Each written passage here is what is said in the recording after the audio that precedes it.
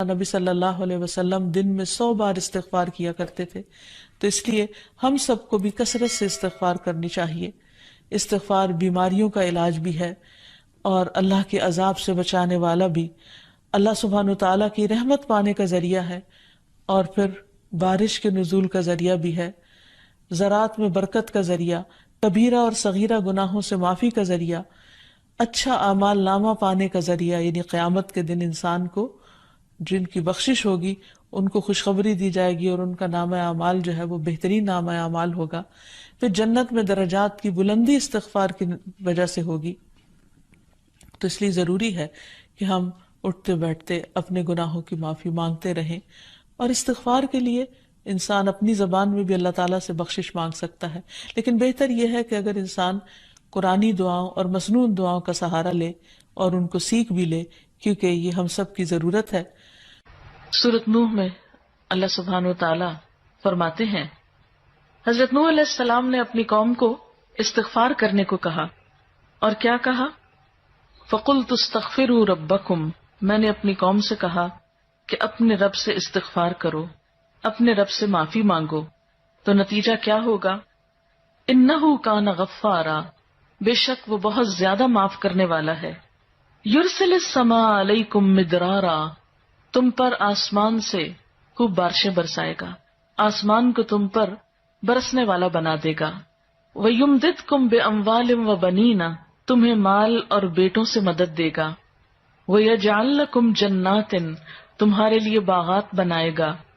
وَيَجْعَلْ لَكُمْ أَنْهَارًا، اور تمہارے لیے نہریں جاری کر دے گا۔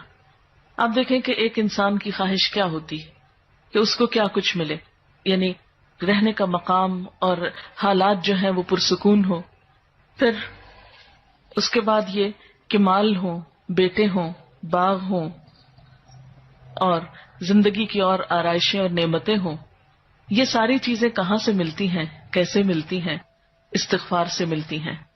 عام طور پر لوگ پریشان ہوتے ہیں، دکھی ہوتے ہیں۔ مثلا ایک شخص ایک بزرگ کی محفل میں آیا اور اس نے کہا کہ میرے حالات بہت تنگ ہیں، مجھے بہت پریشانی ہے، میرا رزق بہت تنگ ہے، تو آپ مجھے کوئی وظیفہ بتائیے۔ تو انہوں نے اس کو کہا کہ کثرت سے استغفار پڑھو۔ دوسرا آیا، اس نے کہا بچوں کی شادی نہیں ہوتی، تو آپ نے اس کو بھی کیا بتایا کہ کثرت سے استغفار کرو۔ تیسرا آیا تو کہنے لگا کہ بہت قحط سالی ہے، فصلیں اچھی نہیں ہوتی، تو آپ نے اس کو بھی استغفار کا بتایا۔ تو کسی نے ان سے پوچھا کہ بھائی 3 لوگ آپ سے 3 ڈفرنٹ مسئلے لے کر آئے ہیں، اپنی پریشانیاں لے کر آئے ہیں، آپ نے تینوں کو ایک ہی چیز بتائی ہے۔ تو اس پر انہوں نے یہی سورۃ نوح کی آیت پڑھ کر سنائی کہ دیکھو یہ قرآن میں اللہ کا وعدہ ہے، اور اللہ کا وعدہ سچا ہے۔ اللہ تعالیٰ کی بات سے بڑھ کر سچی بات کس کی ہو سکتی ہے؟ ہمارے پڑھنے میں کمی کوتاہی ہو سکتی ہے، لیکن اللہ کی بات میں کوئی شک نہیں۔ ذالک الکتاب لا ریب فیہ، یہ وہ کتاب ہے جس میں کوئی شک نہیں۔ لیکن یہ ہے کہ بعض اوقات ہم خود پڑھنے میں کوتاہی کر دیتے ہیں، تو جن کا رشتہ نہ ہو رہا ہو وہ بھی، جن کا ہو چکا ہو اور شادی کے پرابلمز ہو وہ بھی، جن کا ہو چکا اور پھر بچے نہ ہو وہ بھی، ان سب کے لیے ایک ہی وظیفہ ہے، اور وہ کیا ہے؟ استغفار کا۔ پھر اسی طرح ایک اور جگہ پر ایک اور پیغمبر نے اپنے لوگوں سے کہا وَاسْتَغْفِرُوا رَبَّكُمْ ثُمَّ تُوبُوا إِلَيْهِ إِنَّ رَبِّي رَحِيمٌ وَدُودٌ، اپنے رب سے معافی مانگو اور اس کی طرف پلٹ آؤ، بے شک میرا رب رحیم ہے اور اپنی مخلوق سے بہت محبت رکھتا ہے۔ یعنی جب کسی بندے پر کوئی تکلیف آتی ہے تو ایسا نہیں کہ اللہ تعالیٰ اس پر خوش ہوتے ہیں اور جان بوجھ کے ستانا چاہتے ہیں بندوں کو۔ اللہ تو بندوں کے حق میں بہت مہربان ہے۔ پھر سوال یہ پیدا ہوتا ہے کہ تکلیف آتی کیوں؟ اگر وہ ہم سے محبت کرتا ہے اور وہ بہت مہربان ہے، تو بات یہ ہے کہ کچھ چیزیں ہم اچھے حالات میں سیکھتے ہیں اور کچھ چیزیں ہم ہارڈ شپ سے سیکھتے ہیں۔ کچھ نعمتوں کی قدر ہم اچھے طریقے سے ویسے ہی کر لیتے ہیں، اور کچھ چیزوں کی قدر ہمیں اس وقت آتی ہے جب کوئی مشکل پیش آتی ہے۔ آپ دیکھیے کہ اس کی مثال یوں ہی ہے کہ جیسے کچھ کھانے آپ کچے ہی کھا لیتے ہیں، جیسے فروٹس وغیرہ ہیں، آپ کو پکانے کی ضرورت نہیں ہوتی، لیکن کچھ کھانے آپ کو پکا کر کھانے ہوتے ہیں۔